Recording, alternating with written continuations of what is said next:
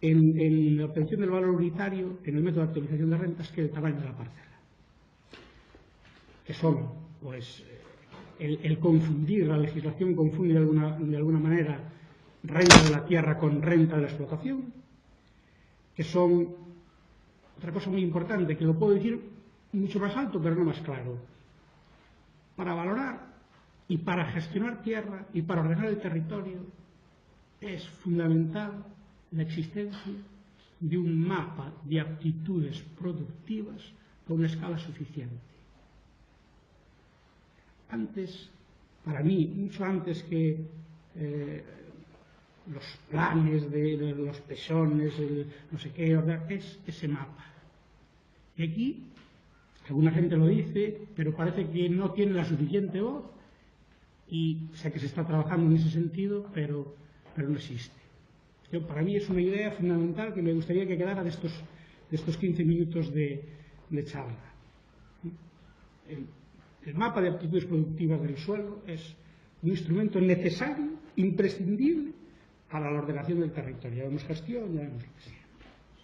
Bien, es otro problema importante, que influye más en la valoración del suelo que el tema del tamaño del predio. También la tasa. Actualizar rentas implica actualizar una determinada tasa. La tasa, tal y como estaba ahí contemplada, pues, bueno, en principio variaba día a día. Todos sabemos que el precio de la tierra no varía día a día. Ahora varía mensualmente, pero se puede, no hay instrumentos que controlen la variación. Los que nos dedicamos a esto de la valoración siempre utilizamos tasas del orden del 3, 2,5% como mínimo, 3,5%. Ahora esto no está controlado, puede haber que utilizar tasas que se salgan de este intervalo lógico, que siempre se utiliza en valoración. Por lo tanto, podemos obtener valores muy lógicos del suelo. Bien, entonces, es otro problema importante el problema de la tasa. Y otro problema que también es importante y que influye más que el tamaño de la parcela es luego la utilización del factor de localización que permite la ley. Es decir, que después de hacer tantos números, intentar aquilatar tanto el valor del suelo, podemos utilizar un factor que permite, o que permitía en principio hasta duplicar ese valor del suelo. Aquí en Galicia, tal y como está definido ahora en el reglamento, como mucho nos permitiría multiplicar por un poquito menos de 1,5. ¿no? Este factor, en principio, se incluyó en la tramitación en el Senado de la ley de suelo, porque parece ser que los gallegos y los asturianos intentaron que se hiciera, se consiguió, pero ahora en el reglamento yo creo que se cambia bastante lo que en principio debería, o cómo debería modular este factor el valor. Bien, en este marco legislativo actual, volviendo a lo que es el tamaño de la parcela, se debería tener en cuenta, una vez que resolviéramos todos estos otros problemas, se debería tener en cuenta el tamaño del predio. Pues sí, se podría. Y entonces le podríamos decir a un propietario, a un expropiado que tuviera poca superficie de suelo, que su valor es inferior, porque sus costes de producción son superiores. Pero él nos podría decir perfectamente, oiga, que yo voy a trabajar mi finca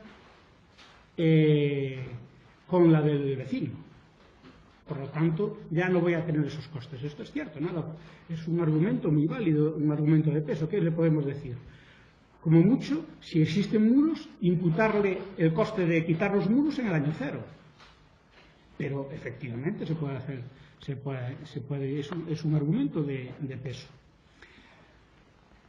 En este sentido, también lo que sí se podría hacer es que si estos predios están ociosos, están sin trabajar, o tienen un cultivo que no es el que daría el mayor rendimiento, pues también se podrían imputar ese tipo de costes de puesta en producción de ese terreno.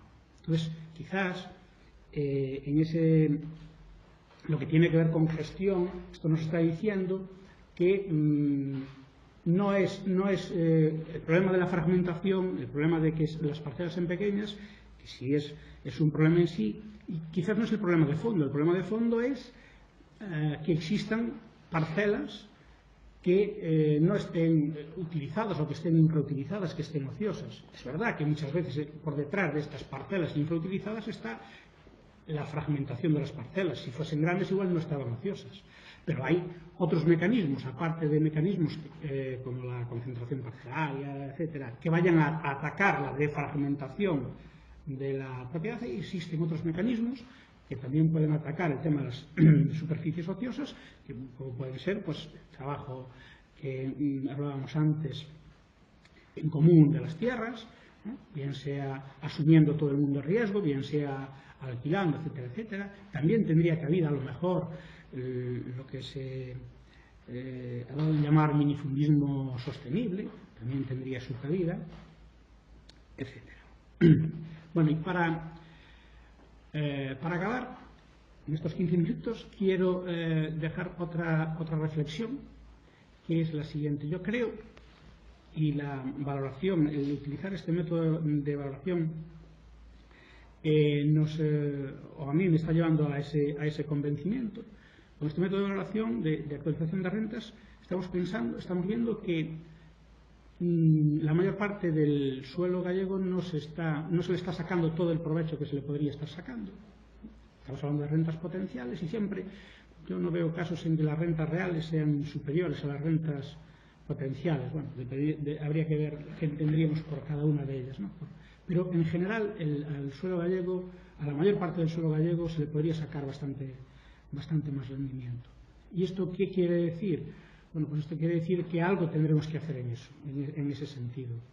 Y a este tipo de acciones, de actuaciones que habría que llevar a cabo, muchas veces no son acciones, no es crear instrumentos, porque los instrumentos los tenemos. No es crear más legislación, porque tenemos un exceso de legislación. Es utilizar lo que ya tenemos para movilizar realmente y para realmente aprovechar. Y a todas estas actuaciones, bien se les podría llamar, bien se les podría denominar con la palabra tabú que no se quiere utilizar de reforma agraria. Bueno, yo creo que con mis 15 minutos he cumplido. Gracias. Muchas gracias por tu intervención. Solo una pequeña cuestión para que aclares a los asistentes.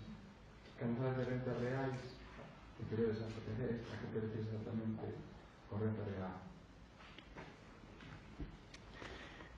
Esto non está definido realmente que significa a renta real. Ahora, todos temos na cabeza que debería ser ou que podría ser renta real. Renta real podría ser, por unha parte, se unha persoa ten unha finca arrendada e paga exactamente 500 euros hectárea ano, esa é unha renta real. Tamén é unha renda real se nunha explotación se utiliza un determinado predio para millo forraxeiro, se ese millo se vende, se o precio de venta dese millo lle quitamos todos os costes de produción, a diferencia, eso tamén sería unha renda real. Eu entendo que cando o legislador falou de renda real ou potencial a que sea superior, estaba pensando en que a potencial sería a que obtería o agricultor modal, é dicir, nin o mellor nin o peor, o modal. E que hai moitos agricultores, eso é certo, que manexan tamén as súas terras que obteñen rentas superiores a esa renta modal. Entón, nesos casos, cando o agricultor real traballa mellor que o agricultor modal, pois había unha renda real superior á renda potencial, porque para a potencial eu entendo que temos que traballar con agricultores modales. Vale, de acordo.